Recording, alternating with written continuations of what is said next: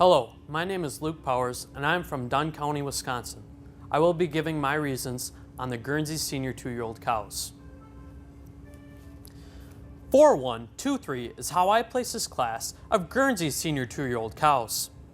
In a very easy top placing, the cow with the extra teat places over one in an easy top pair. 4 places on top of the class today as she wears the best udder. She carries a higher, wider rear udder attachment, a smoother blending fore udder attachment, more bloom throughout all 4 quarters, and a more correct teat size, length, shape, and placement. Furthermore, she blends more harmoniously from neck to shoulder and shoulder to barrel. She displays more depth, openness, and spring to both fore and rear rib, and is longer throughout the hooks, pins, and thurls. I do admit that the cow with the all-red head is cleaner throughout the head and neck.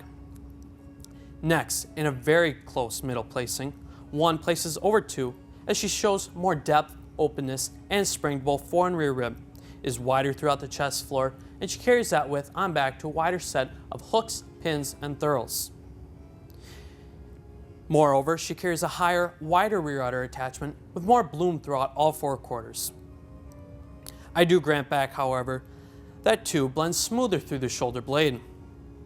Lastly, on my bottom placing, 2 places over 3 because she carries an overall more youthful udder. She carries her udder higher above the hocks, has more bloom throughout all 4 quarters, has an udder cleft that carries higher above the rear udder, and blends smoother in her fore udder attachment. In addition, she tracks straighter on her rear set of feet and legs and keeps her feet and legs placed more correctly underneath her. I do grant back, however, that 3 shows more depth and spring to her rib.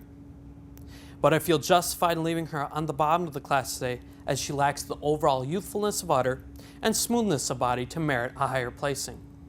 These then are my reasons for placing this class of Guernsey Senior 2-year-old cows 4123.